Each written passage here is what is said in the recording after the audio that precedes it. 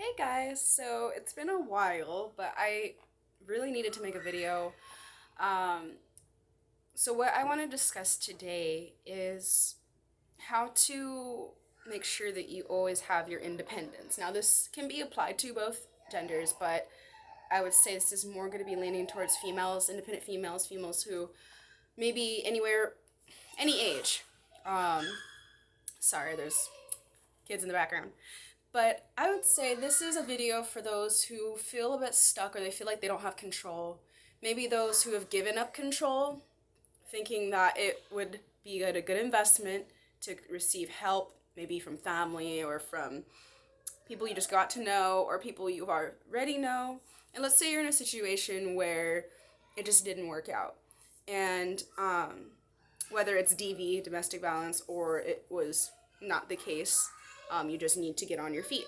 So this would definitely go for both of that.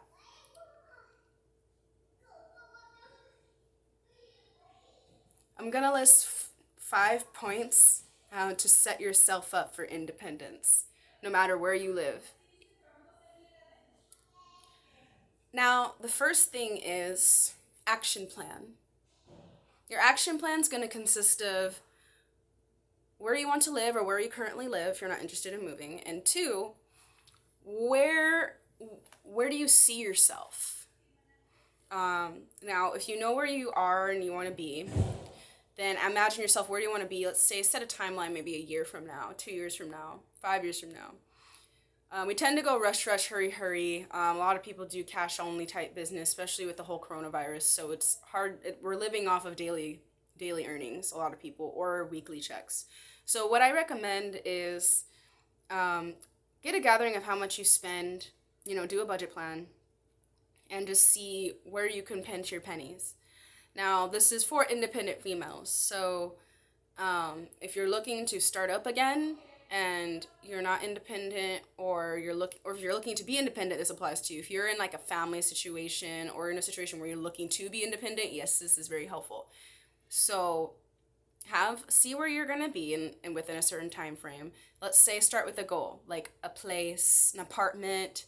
Maybe you just want to have some peace. Maybe you're looking to get mental health counseling. You feel maybe you just need some guidance. Anything that you're looking forward to, just start setting those goals. The things that you may have put off for a while, and then now you're like, oh man, I'm at that point where I can do it.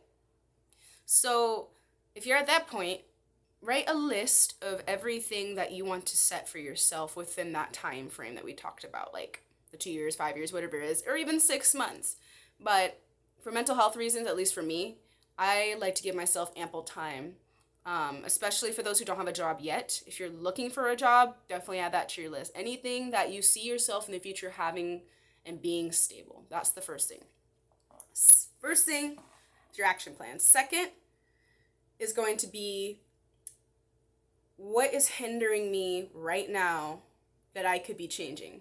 Now, I know there's some things that may be out of your control, but more so, if you see you're in a situation that's not helping you and you're feeling emotionally drained, or maybe you feel like there's something wrong but you can't tell, maybe you are in a manipulative relationship or coercive manipulation, or maybe you're in a situation with bad coworkers, or maybe you're in maybe you have a dysfunctional family or a large family and you feel like you can't escape, or maybe you feel like nobody understands you.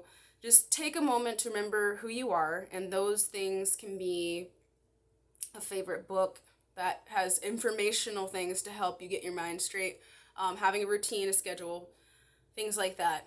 Now, for that,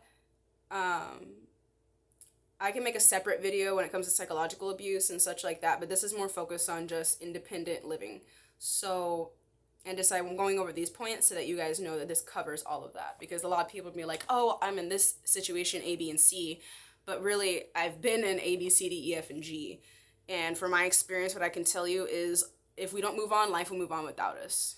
And so it's important for us to acknowledge what's holding us back, even if it's ourselves, regardless of who did it, because at the end of the day, you give your energy to what you think is important. And it's hard with trauma.